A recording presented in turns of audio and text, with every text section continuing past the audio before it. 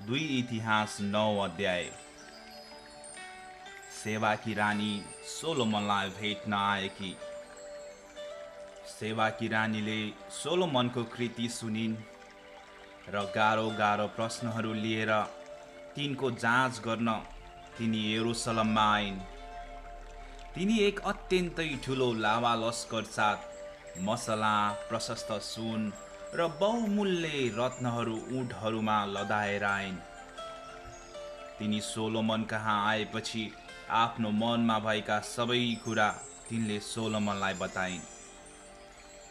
सोलोमनले तिनका सबै प्रश्नहरूका जवाब दिए।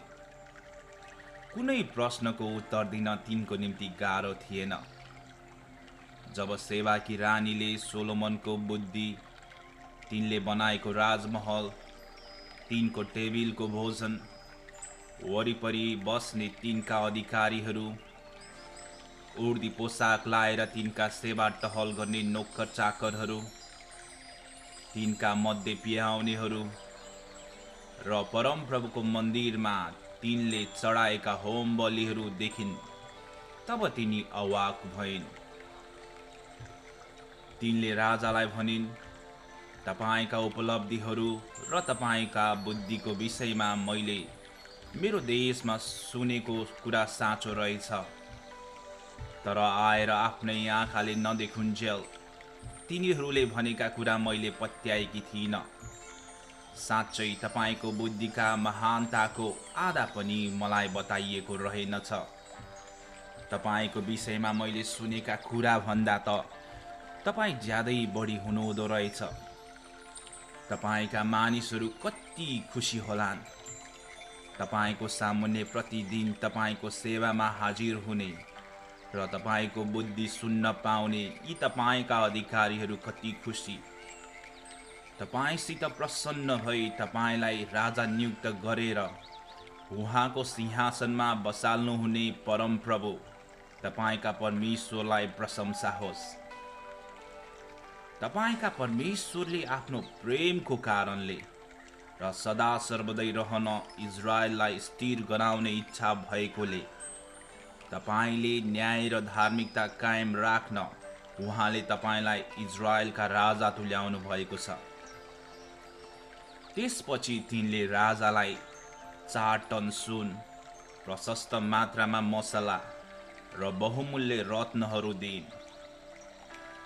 सोलोमन राजालाई सेवाकी रानीले दिएको बराबर कुनै मसलाहरू कहिले भएका थिएनन्।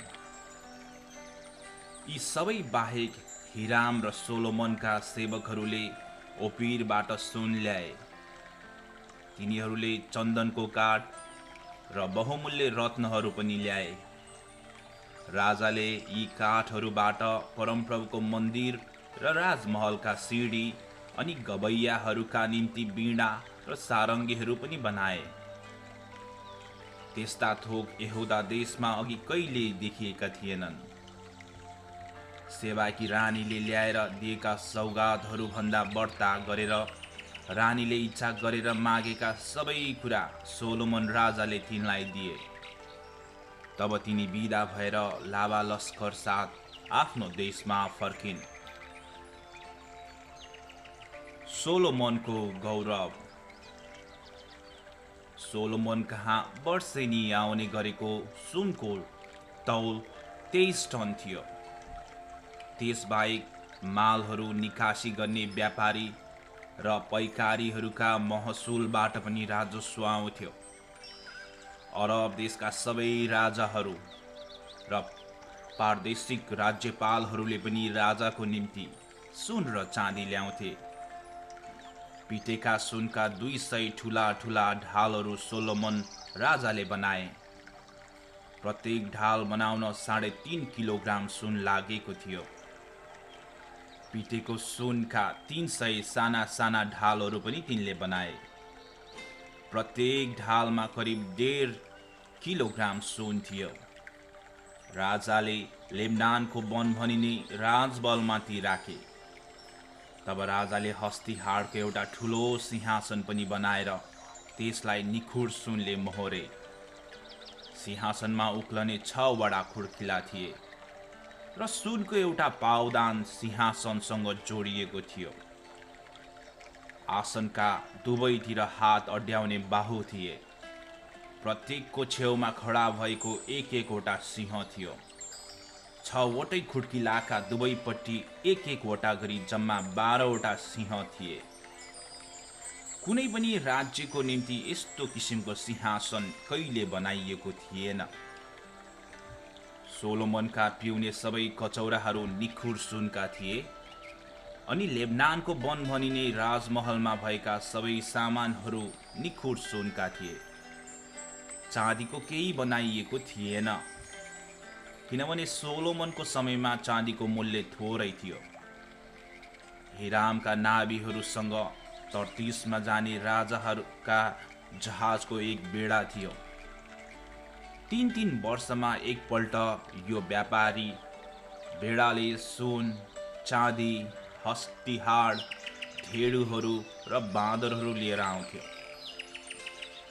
सोलोमन राजा धन सम्पत्ति र बुद्धिमा पृथ्वीका अरू सबै राजाहरूभन्दा श्रेष्ठ थिए, अनि परमेश्वरले तिनको हृदयमा हालिदिनु भएको बुद्धि सुन्न पृथ्वीका सबै राजाहरूले तिनको दर्शन खोज्थे। आउने हरेकले आफ्नो सौगात, चाँदी र सुनका भाँडाहरू, लुगाहरू, हात हतियार र मसलाहरू अनि घोडा र खच्चडहरू वर्षै पिच्छे ल्याउँथे। आफ्ना घोडा र रथहरूका निम्ति सोलोमनका 4000 तबेला थिए, अनि तिनका 12,000 घोडाहरू थिए। तीमध्ये कतिलाई तिनले रथहरू राख्ने सहरहरूमा र अरूलाई चाहिँ आफूसित यरुसलममा राखे। तिनले युफ्रेटिस नदीदेखि लिएर पलेत्सीहरूको देश र मिश्र देशको सिमानासम्मै राज्य गर्थे। तिनले यरुसलममा चाँदी, ढुङ्गै सरह र देवदारूको काठ चाहिँ पहाडका जङ्गली अन्जिरका बोटहरू सरह धेरै तुल्याए।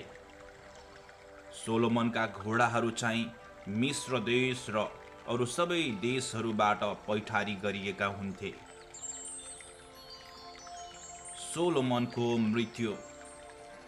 सोलोमनको शासनकालका अरू घटनाहरू सुरुदेखि अन्त्यसम्मै नातान अगमवक्ताको इतिहास, सिलोनी अहियाको अगमबाणी र नबातका छोरा यारोबामको विषयमा दर्शी इदोका दर्शनको पुस्तकमा वर्णन गरिएका छैनन्। र सोलोमनले यरुसलममा सारा इजरायलमाथि 40 वर्ष राज्य गरे।